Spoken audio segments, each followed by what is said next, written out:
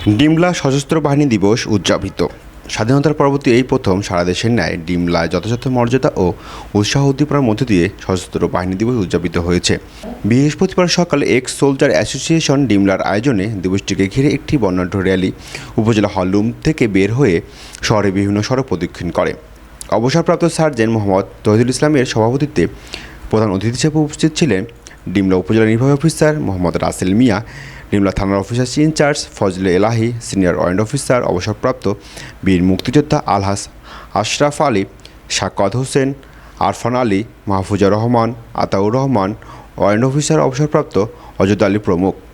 সভায় বক্তাগণ দেশে সেনানিবাস, নৌঘাঁটি এবং বিমান বাহিনী ঘাঁটির জন্য এবং দেশের কল্যাণ ও সমৃদ্ধি, সশস্ত্র বাহিনীর উত্তরোত্তর উন্নতি ও অগ্রগতি এবং স্বাধীনতা যুদ্ধে উৎসর্গকারী সশস্ত্র বাহিনীর শহীদদের রুহের মাগফিরাত কামনা করেন। আলোচনা সভা শেষে ক্রীড়া প্রতিযোগিতা ও পুরস্কার বিতরণ করা হয় এবং র্যাফেল ড্রয়ের মধ্য দিয়ে সবার কার্যক্রম সমাপ্ত ঘোষণা করা হয়। খেলাধুলা এবং 21শে নভেম্বর আমাদের একটি অনেক বড় দিন, যে দিনে নাকি আমরা সমস্ত পরিবার বাচ্চা কাচ্চা নিয়ে আমরা অনুষ্ঠান করতাম, অনেক আনন্দ ফুর্তি করতাম, যাহা আজকে আমরা অবসরে আসার পর ভুলে যেতে বসেছি। যার জন্য আমরা একটু কষ্টের মাঝেও সামান্য একটু বিনোদন এবং সবাই আমরা একখানে একত্রিত হয়ে আমরা আজকে এই অনুষ্ঠানটুকু করলাম।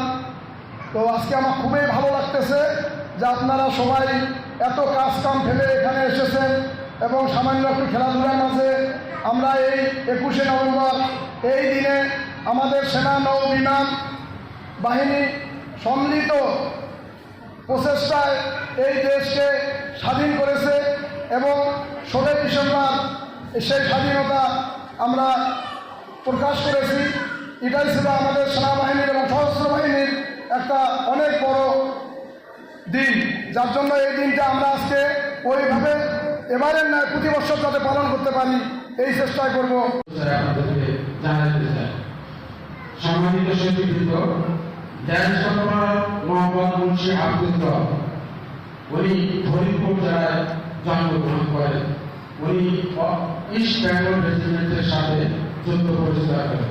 উনি 1 নং সেক্টরে চট্টগ্রামে যুদ্ধে লিপ্ত ছিলেন। রাঙামাটি বুড়িঘাট এলাকায় শত্রুদের প্রবেশ রুখে দিতে নিজের জীবনকে উৎসর্গ করে দেন। সতীমণ্ডলী ল্যান্সম্যান নূর মোহাম্মদ শেখ, উনি জন্মগ্রহণ করেন নড়াইলে। উনি যে সকল সদস্য তাদের জীবন উৎসর্গ করেছে তাদের প্রতি তাদের আত্মার মাগফিরাত সহ সকল শহীদদের প্রতি আমার দোয়া রইল। আল্লাহ তাদেরকে ক্ষমা করুক এবং বৃহত্তর নসিব করুক এবং তাদের পরিবারের যারা সদস্য আছে সেই সদস্যদের আল্লাহ মঙ্গল করুক, আমি আশাবাদ ব্যক্ত করব। সর্বোপরি আপনারা সকাল থেকে বোধহয় আসেন, আমাদের প্রোগ্রামটা সকালেই হওয়ার কথা ছিল, দুপুরের আগে হওয়ার কথা ছিল, কোনো একটা কারণে সময়টা চেঞ্জ হয়ে যায়, তারপরে আমরা সময় দিতাম। আমাদের সেনাবাহিনী তাদের যথেষ্ট প্রফেশনালিজম, দেশপ্রেম সমস্ত কিছু দেখিয়ে এবং পরবর্তী সময়ে বাংলাদেশের শান্তি শৃঙ্খলা বজায় রাখার জন্য অক্লান্ত পরিশ্রম করেছে। আমরা দেখছিলাম যে আমরা সবাই জানি যে 5 তারিখের পর কিছুটা সময় আমাদের থানাগুলো কিন্তু পুরোপুরি অফ ছিল, কিন্তু সেই সময়টাতে বাংলাদেশ সেনাবাহিনী তাদের দক্ষতা এবং পেশাদারিত্বের মাধ্যমে বাংলাদেশের আইন শৃঙ্খলা পরিস্থিতি স্বাভাবিক রাখার জন্য তখনও কাজ করেছিল, এখনও কাজ করছে। সেই থেকে যে বাংলাদেশ বাহিনী একটি দক্ষ এবং পেশাদারিত্বমূলক বাহিনী, এই বাহিনীতে যারা অংশ নেয়, যারা অংশগ্রহণ করে তাদের সকলে সুশৃঙ্খল তারা জীবনযাপন করে। সেই জায়গা থেকে আমি আপনাদের অনুরোধ করব যে বাংলাদেশের উন্নয়নে, বাংলাদেশের পরবর্তী আমাদের যারা জেনারেশন রয়েছে, আমি তাদেরকেও অনুরোধ করব যে আসলে আপনাদের হাতে আমাদের বাংলাদেশের ভবিষ্যৎ।